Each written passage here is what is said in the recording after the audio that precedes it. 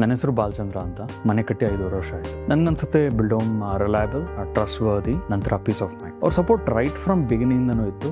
Any question, ನಮ್ಗೇನು ಪ್ರಶ್ನೆ ನಾವು ಕೇಳ್ತಾ ಇದ್ರು ಕೂಡ ಈ ಅಪ್ರೋಚ್ ತಗೊಂಡ್ರೆ ಸರಿ ಇರುತ್ತೆ ಅಂತ ಯಾವಾಗಲೂ ನಮಗೆ ರೆಸ್ಪಾನ್ಸ್ ಇರೋದು. ಅವ್ರ ವಾಟ್ಸಪ್ ಗ್ರೂಪಲ್ಲಿ ನಾವು ಯಾವಾಗಲೂ ಡಿಸ್ಕಷನ್ ಮಾಡ್ತಾ ಇದ್ವಿ. ಮೋಸ್ಟ್ ಆಫ್ ಸೆಲೆಕ್ಷನ್ ನಮ್ಮ ಜೊತೆ ಬಿಲ್ಡ್ ಹೋಮ್ ಅವ್ರು ಇದ್ರು. ಅದರಿಂದ ನಮಗೆ ಸೆಲೆಕ್ಷನ್ ಈಸಿ ಆಗೋಕ್ಕೆ ಶುರು ಆಯಿತು. ಯಾವ ಥರ ಸೆಲೆಕ್ಟ್ ಮಾಡಿದ್ರೆ ಈಸಿ ಆಗುತ್ತೆ, ಬಿಲ್ಡಿಂಗಿಗೆ ಸೂಟ್ ಆಗುತ್ತೆ ಅನ್ನೋದು ಇರ್ಬೋದು, ಟೆಕ್ನಿಕಲಿ ಇರ್ಬೋದು, ಕ್ರಿಯೇಟಿವ್ಲಿ ಇರ್ಬೋದು. ನಮ್ಮ architect plus build home plus ನಾವು 3 ಜನ ಸೆಲೆಕ್ಷನ್ ಹೋಗ್ತಾ ಇದ್ದೀವಿ. ಐ ಥಿಂಕ್ ಬಿಲ್ಡ್ ಹೋಮ್ ಆ ಸ್ಟೇಜ್ ಗ್ರೋ ಆಗಿದ್ದಾರೆ. ಆ ಕಂಪ್ನಿ ತಕ್ಕನಾಗಿರೋ ಆಲ್ರೌಂಡರ್ ಅವರು ಕೂಡ ಕಂಪ್ನಿನ ಪ್ರಮೋಟ್ ಮಾಡ್ತಿದ್ದಾರೆ. I think it's a very good signature ಅಂತ ನಾನು. ಸೊಸೈಟಿ ನಮ್ಮ ಲೇಔಟಲ್ಲಿರೋ 2 ಮನೆಗಳು ಕೂಡ ಬಿಲ್ಡ್ ಹೋಮ್ನೇ ಕಟ್ಟಿರೋದು.